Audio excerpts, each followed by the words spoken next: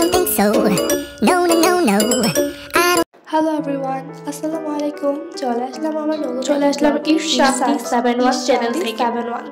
So আমার অনেক দিন আগে করে রাখা একটি ব্লগ এইটা, তো ভাবলাম তোমাদের সাথে কেননা শেয়ার করি এই ব্লগটা, তার জন্য আজকে শেয়ার করা তোমাদের সাথে।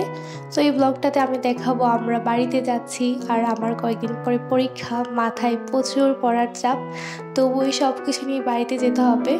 আর আমিও তেমন অসুস্থ না, আমার গলাটা ভাঙা, আমার নাকও বন্ধ, অনেক ঠান্ডা লেগেছে যেহেতু শীতকাল চলেই আসছে প্রায়। সো আমাদের ট্রেন হচ্ছে সকাল 4টা বাজে, আর আমি এই ভিডিও করছিলাম হচ্ছে 1:30 বাজে। সো আমার এমনই হয় যখন আমরা বাড়িতে যাই তখন না রাতে ঘুমই হয় না, অনেক এক্সাইটেডমেন্ট কাজ করে, তার জন্য আসলে ঘুমাতে পারি না আমরা সবাই।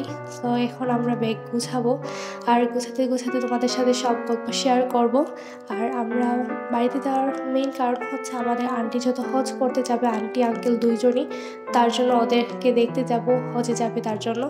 আর তার জন্য ব্যাগ গুছিয়ে নিয়েছিলাম। ব্যাগ গুছানো কিন্তু আসলে প্রচুর ঝামেলা, সেটা 2 দিন হোক বা 3 দিনের যাওয়া হোক। আর এই যে আন্টির জন্য আমরা নিয়ে নিয়েছি হচ্ছে প্লেট, 2টা আন্টি আর আঙ্কেল দুজনের জন্য, যে তোরা হজ করতে যাবে।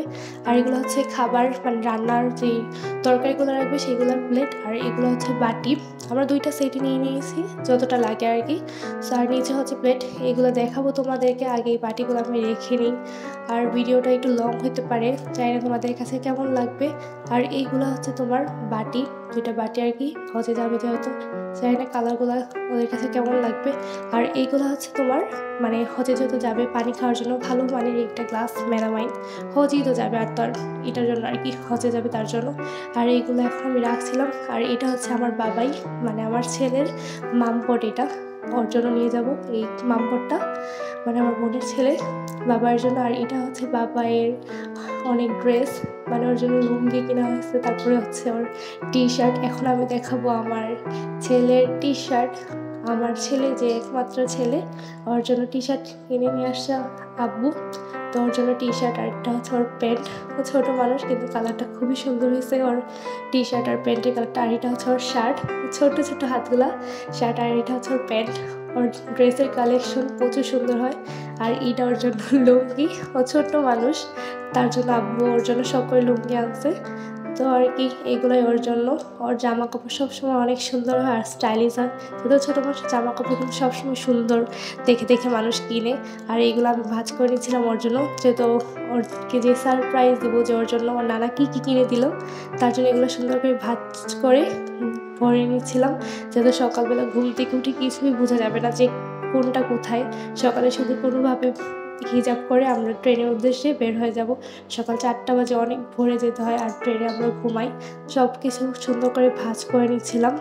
আর এই সময় আসলে মূলত বাড়িতে যাওয়া হয় না, আমরা ডিসেম্বরে বাড়িতে যাই, কিন্তু আঙ্কেল আন্টি যত হজ করতে যাবে তার জন্য আমরা বাড়িতে যাবো।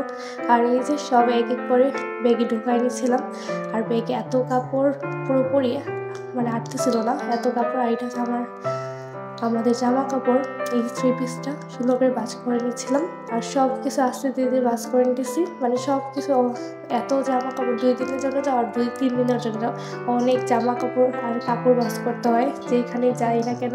আর এইটা হয়েছে আমার কাপড়, সব কিছু একদমই অনেক কষ্টে এগুলো রেডি করছে। আম্মু বলতে বলতে রাত 1:30 বাজে গেছি কাপড় সব কিছু গুছাইতে, যত বাড়িতে যাবো আমরা। তো আর এই যে এত কাপড় ঢুকাইছি যে চেইনই লাগাইতে পারতেছিলাম না, তারপরে অনেক কষ্টে চেইনটা লাগিয়ে ফেললাম। ফাইনালি আমরা রেডি বাড়িতে যাওয়ার জন্য।